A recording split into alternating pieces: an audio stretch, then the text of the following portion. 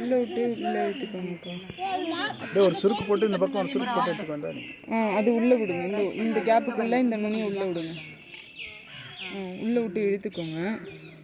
அப்புறம் ரிவர்ஸ் பண்ணிட்டு இப்போ வர வியாழக்கு நீங்கள் வைக்கிறீங்க. வச்சிருவோம்.